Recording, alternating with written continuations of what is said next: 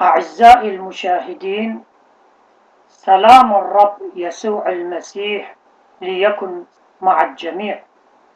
يسعدنا ويفرحنا أن نكون معكم في حلقة جديدة من برنامجنا طريق النور، والذي يأتيكم عن طريق إرسالية نور من الشرق. حلقتنا لهذا اليوم ستكون تحت عنوان سؤال وجواب. بلا شك يتبادر في أذهان الكثيرين سؤالا مهما، وهو: لماذا نؤمن بمعمودية واحدة؟ أحبائي، الإيمان بمعمودية واحدة هو من تعاليم الرسل الأحبار، مثلما مذكور في رسالة بولس الرسول إلى أهل أفسس، حيث يقول: رب واحد، إيمان واحد، معمودية واحدة. أفسس الفصل 4 السطر 5. وإيمان الرسول بولس مبني على: أولا، أن المعمودية هي موت مع المسيح، مثلما يقول: أم تجهلون أننا كل من اعتمد ليسوع المسيح اعتمدنا لموته. رومية الفصل 6 السطر 3. وطبيعي الإنسان يموت مرة واحدة فقط. ثانيا، في المعمودية نصبح أبناء لله، لأننا نولد من الماء والروح، كما مذكور في إنجيل يوحنا الإصحاح 3 السطر 5، حيث يقول: الحق الحق أقول لك، إن كان أحدا لا يولد من الماء والروح لا يقدر أن يدخل ملكوت الله. وطبيعي الإنسان يولد مرة واحدة. ثالثا، في المعمودية نتخلص من الخطيئة الأصلية، أي خطيئة أبينا آدم، التي تولد مع ولادة كل إنسان لأننا من صلبه. ونتخلص من كل الخطايا الماضية ونغفر من جميعها، مثلما قال بطرس الرسول: توبوا وليعتمد كل واحد منكم على اسم يسوع المسيح لغفران الخطايا. أعمال الرسل الفصل 2 السطر 38. وبما أننا نتخلص من الخطيئة الأصلية، لماذا إذن نحتاج إلى معمودية أخرى؟ وهذا السؤال المهم يجب أن يطرحه كل إنسان مؤمن على نفسه. والخطايا التي نعملها بعد المعمودية أحبائي تغفر بطقس التوبة. بلا شك يوجد طقس خاص لمغفرة الخطايا ليعود المؤمن إلى حظيرة الرب.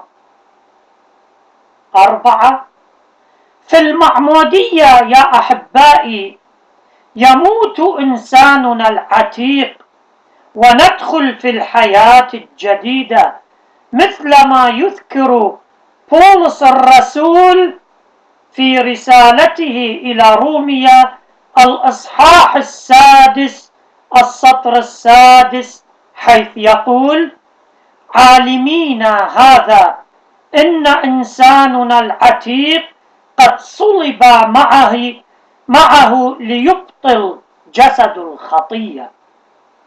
يعني إننا نتقبل تجديد الكيان، وبما أننا نتخلص من العتيق فلماذا نحتاج لمعمودية أخرى؟ خامسا، في المعمودية نتقبل الخلاص، مثل ما قال الرب: من آمن واعتمد خلص. مرقس إصحاح 16 السطر 16. ومثل ما يقول الرسول بولس: بل بمقتضى رحمته خلصنا بغسل الميلاد الثاني وتجديد الروح القدس. تيتوس الفصل 3 السطر 5. إذن يا أحبائي، المعمودية تعطينا كل شيء، فلماذا تعاد؟ ولهذا نؤمن ونتلو في قانون الإيمان كل يوم ونقول: نؤمن بمعمودية واحدة. البعض منهم ومن هم في شك بإيمانهم يقولون: لماذا يخطئ الإنسان بعدما يتقبل التجديد في المعمودية؟ أحبائي، الإنسان في المعمودية يتقبل التجديد ولا يتقبل الوعد من أنه لا يخطئ، لأن هذا ضد خيارات حرية الإنسان. لا يوجد على وجه الأرض إنسان لا يخطئ ما عدا الرب يسوع المسيح له المجد. داود النبي حل عليه روح الرب، ولكن هذا لم يوقفه من أن يخطأ. تستطيعون أن تقرؤونها في صموئيل الأول الإصحاح 16 السطر 13، وصموئيل الثاني الإصحاح 24 من السطر 10. كذلك شمشون روح الرب كانت تحركه، قضاة الإصحاح 13 السطر 25، وحل عليه روح الرب، ومع كل ذلك أخطئ وكسر نذره. قضاة الفصل 16 السطر 19 والعشرون. إذن التجديد في المعمودية لا يعني من أننا لا نخطئ، بل كيان الإنسان يبدأ بأعمال الخير حتى لو كانت هناك أخطاء، أي أن أعمال الروح تكثر لتحل منه روح القدس. يقول الرب في سفر الأمثال: لأن الصديق يسقط 7 مرات ويقوم. أمثال الفصل 24 من السطر 16. ومع كل ذلك نحسبه صديق، لأن أساسه مبني على أعمال الخير، وإذا سقط يغفر بالتوبة الحقيقية. يقول بعض من المتشككين بإيمانهم: أي إن الشيطان يتكلم على ألسنتهم لغرض زرع الشك في نفوس المؤمنين، ويقولون: من آمن واعتمد خلص. إذن لماذا نعمد الأطفال وهم ليسوا بعد مؤمنين؟ سؤال يعتمد عليه الشيطان لأغراضه الشخصية، يقتطفه من الكتاب المقدس، حيث جوابه موجود في نفس الكتاب المقدس، وللأسف الشديد يتداوله اليوم بكثرة من أعوانه تحت اسم الإيمان. لمثل هؤلاء المتشككين نقول: نعمد الأطفال لأنهم يحتاجون للخلاص، مثلما قال الرب يسوع لنيقوديموس: الحق الحق أقول لك، إذا لم يولد الإنسان من الماء والروح لا يستطيع أن يدخل ملكوت الله. يوحنا الإصحاح 3 السطر 5. نعمدهم يا أحبائي ليصبحوا أعضاء في كنيسة المسيح، ويأخذوا فوائدا روحانية من طقوس الكنيسة، ويشاركوا في قداديسها، ويأخذوا من جسد ودم المقدسين، جسد ودم المسيح. لماذا إذن نوقفهم من كل هذه الفوائد الروحانية؟ هل لأنهم أطفال؟ ألم يقول الرب: دعوا الأولاد يأتون إلي ولا تمنعوهم، لأن لمثل هؤلاء ملكوت السماوات؟ متى الفصل 19 السطر 14. ربما يسأل سائل ويقول: الأطفال الصغار ليسوا بمؤمنين، والإيمان يتطلب وهو ضروري للخلاص. لهؤلاء أقول: الإيمان ضروري يا أحبائي للرجال، لأنهم هم محتاجين في الأول للإيمان. الرجال محتاجون للتبشير، للتعليم، لبنائهم في حب المسيح ليتقبلوا الإيمان.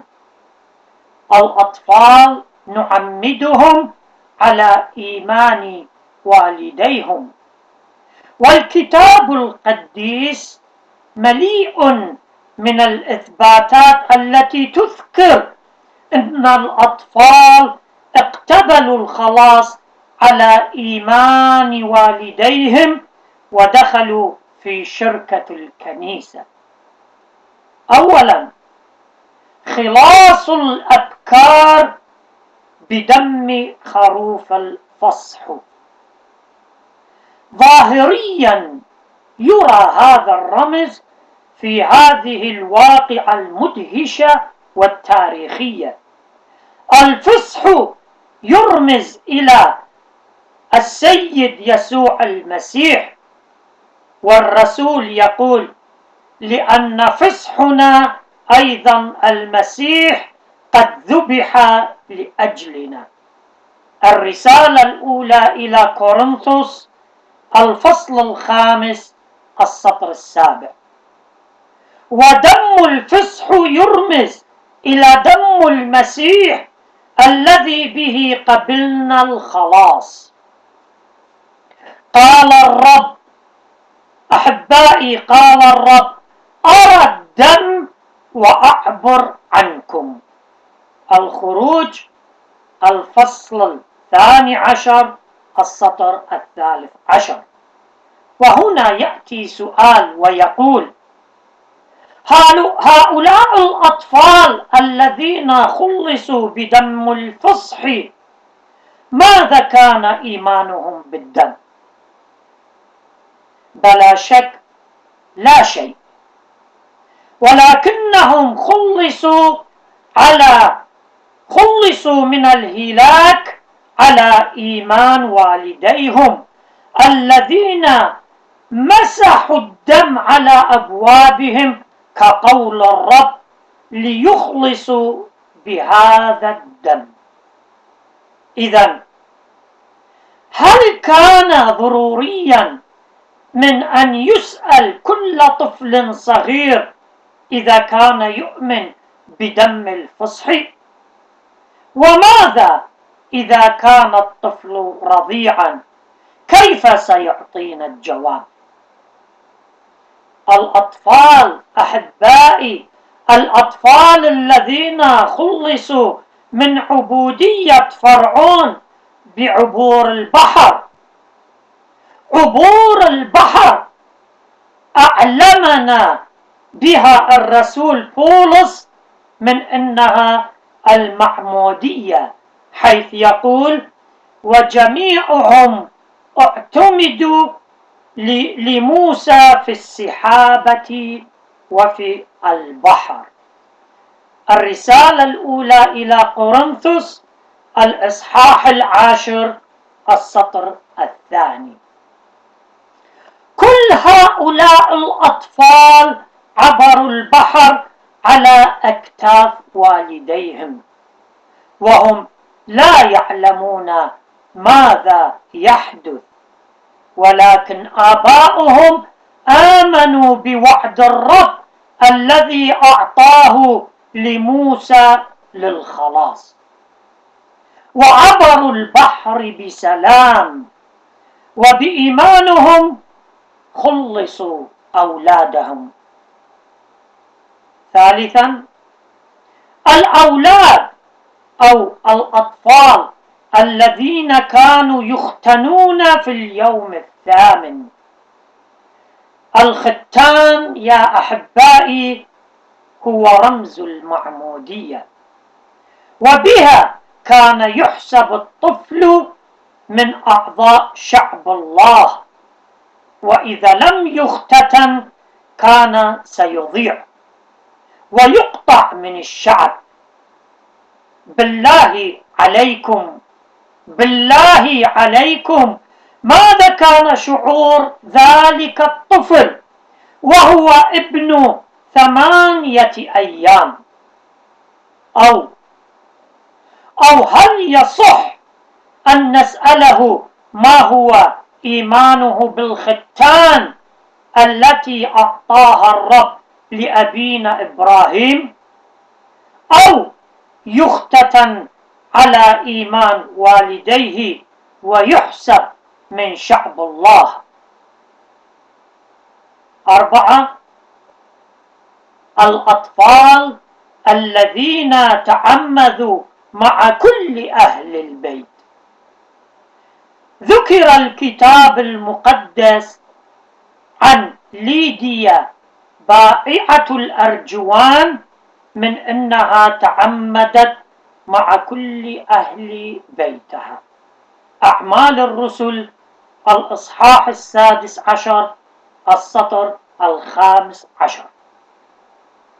حارس السجن الذي آمن على يد بولس ورفيقه تعمد في الحال مع كل الذين كانوا معه. أعمال الرسل الإصحاح 16 السطر 33. ألم يكن مع كل هؤلاء أطفال صغار؟ وكهذا الكلام قيل أيضا عن رئيس المجمع كريسبوس، تقرؤونها في أعمال الإصحاح 18 من السطر 8. ويقول بولس الرسول إنه عمد لكل بيت استفانا. الرسالة الأولى إلى كورنثوس الإصحاح 1 السطر 16. ختاما أعزائي المشاهدين، أود أن أقول لا يوجد أي كلام في الكتاب المقدس يمنع الأطفال من التعميد. ومع كل هذا عندما يكبرون وينضجون سيمتحن إيمانهم من خلال حياتهم. إذا عرقلوا بها أي في المعمودية سيخلصون، وإذا لا يعرقلون بها سيهلكون. أعزائي المشاهدين، أرجو أن اقتطفتم ثمارا روحانية من هذا البرنامج القصير بوقته والثمين بمحتوياته. وليكن الرب معكم إلى أبد الآبدين. آمين.